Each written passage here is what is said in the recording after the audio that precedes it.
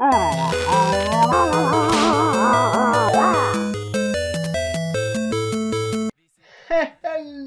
my sexy compatriots. This is the cup of coffee you all know and love, Minty Coffee, and I am back with another casual commentary. The subject of today, as the title suggests, the Fists of Steel and how they are perhaps the best example of a balanced weapon in TF2, which is bizarrely impressive for a melee weapon for the most limited class in the game.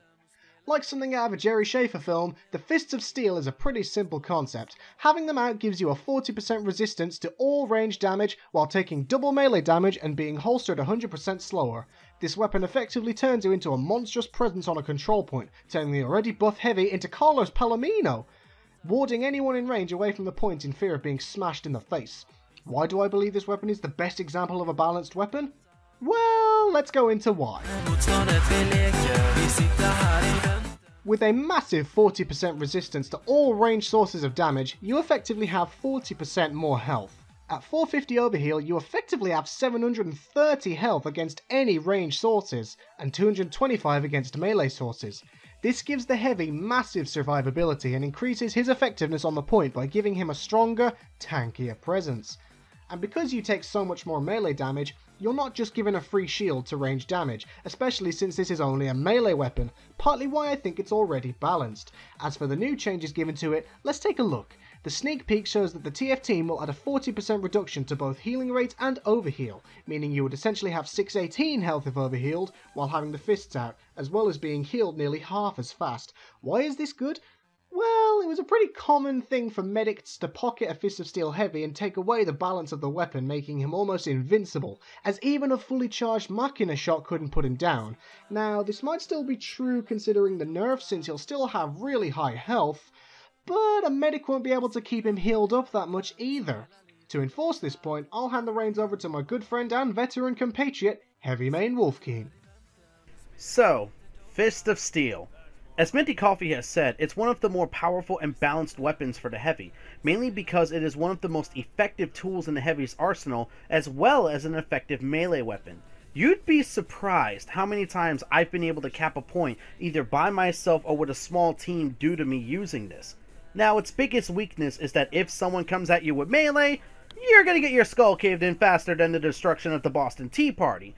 But a lot of the time, people won't do this. Most, when they see a FOSS Heavy, will more or less just either focus fire on you or back off.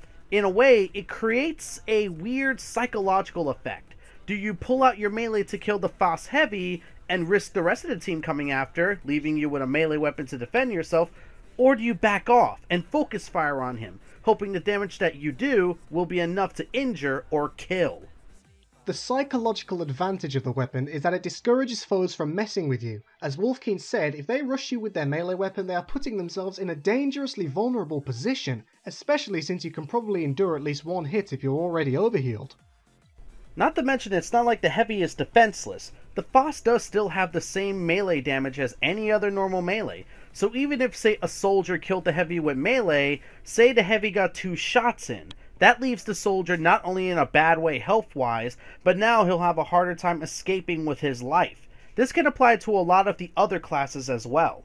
The biggest reason I bring up the Fist of Steel's example as a really balanced weapon is because I really wish that more weapons would follow its example. Yes, you become a monstrous tank and a literal fat wall on the battlefield, but you trade that raw 540 DPS of the minigun for no damage potential whatsoever unless you smack someone, which is already a bad idea. The trade-offs are just right to the point that this weapon literally has nothing to complain about, which is why I wish more weapon balances would follow this kind of example. Agreed, this nerf kind of needed to happen, since as I said, the FOSS created a weird psychological effect to players that saw it. Now, when a player sees a FOSS Heavy, they still will have a hard time killing them, but now the Heavy has to be more careful and the medic can't save them if they take too much damage. In a way, the nerf makes the FOSS Heavy feel the same as those who see said Heavy, because the player will be hesitant to go melee and have to decide if they should go for it or just back off and focus. But the Heavy has to decide when their damage becomes too much and also decide to either hold firm or back off. What we ask you to take from this is to consider in more detail how to truly balance a weapon, because outright killing a weapon's purpose by punishing the player for using it the way it's meant to be used is not the way to balance the weapon. Also, balancing doesn't necessarily mean nerfing, so much as it could mean changing how the weapon works or functions. But that's all from us for now, my sexy compatriots. This has been the veteran compatriot Wolfkeen, and your favourite cup of coffee, and we shall see you next time, my sexy compatriots. Bye! Later, people! I am the man who arranges the blocks that continue to fall from up above. The food on your plate now belongs to the state, a collective regime of peace and love. My fists, they are made of... Ah!